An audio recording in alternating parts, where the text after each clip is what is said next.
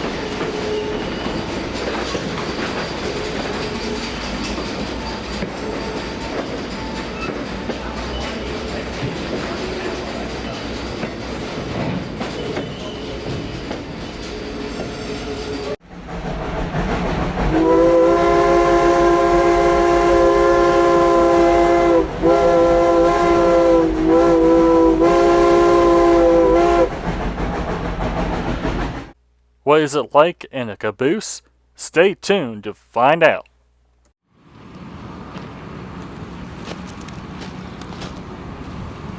What's it like inside a caboose?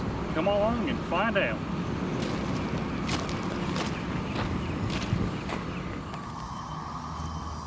Back when cabooses were in service, this is where the conductor and the rear brakeman would be until the rear brakeman was needed.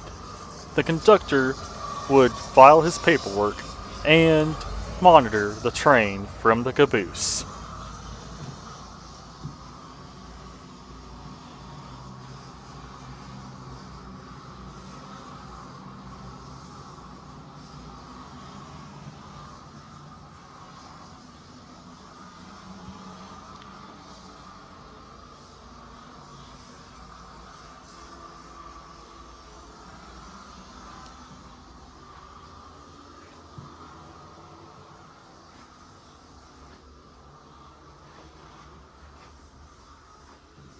Here's the bathroom for the caboose. I think most of it just went onto the tracks.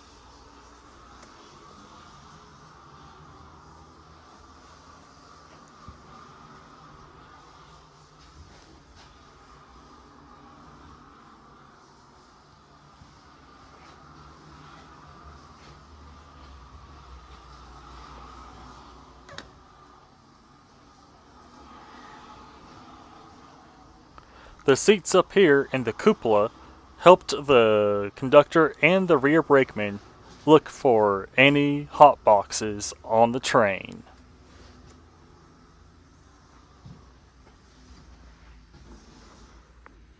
Here's the history of the caboose we're in and why cabooses went obsolete.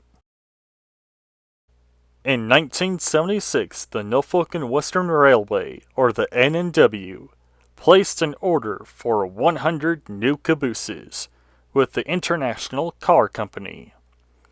Cabooses from that order, of which the museum's 555,012 is one of them. They were the last cabooses built for the Norfolk and Western.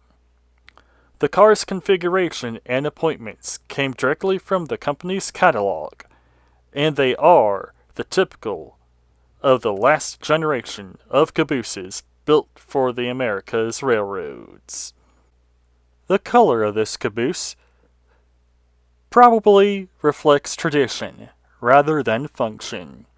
In the early days, the engineer could glance back at his train and easily spot the red caboose. Spying the car meant the train had not accidentally split in two. Cabooses were often assigned to specific train crews and were placed on a train when the crew changed. This caboose, however, was a pool caboose. It stayed on the train even when the crews changed. That arrangement saved time, and the crews received extra pay to serve on a pool caboose. The car was retired in 1990 after only 14 years of service. Electronic devices that monitor brake pressure and unsafe conditions made the caboose obsolete. Norfolk Southern donated the caboose to the museum in July of 1990.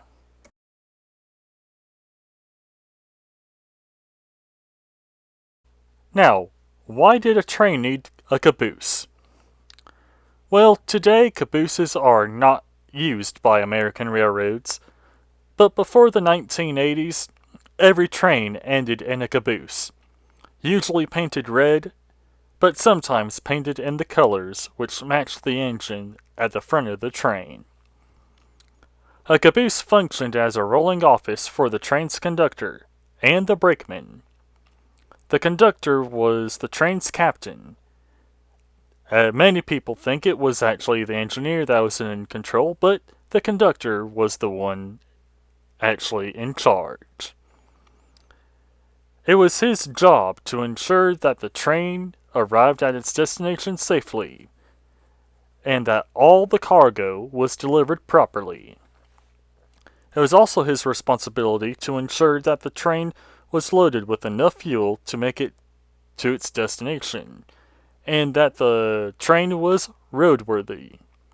It became customary in the 1850s to include a small box car at the end of the train where the conductor could do his work and serve as his quarters. As computers became more powerful and electronic communication more passive, the technology began to develop to the point where a caboose could be replaced. Beginning in the 1980s, the railroads began replacing their cabooses with small electronic boxes called flashing rear end devices, or a FRED. The FRED could monitor the air brake system and display the results in the locomotive, rendering the caboose obsolete.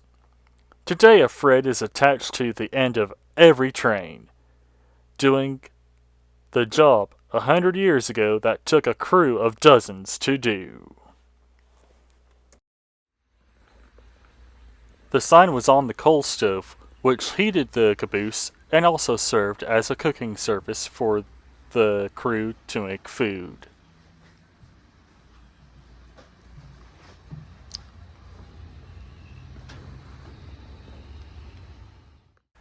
Thanks for watching.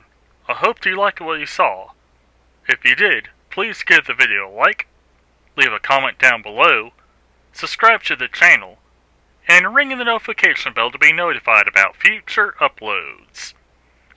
Also, join our Discord. Link is down in the description down below, and channel memberships are now active. You can join by the join button or the link in the description down below. And we hope to see you along the rusty rails really soon.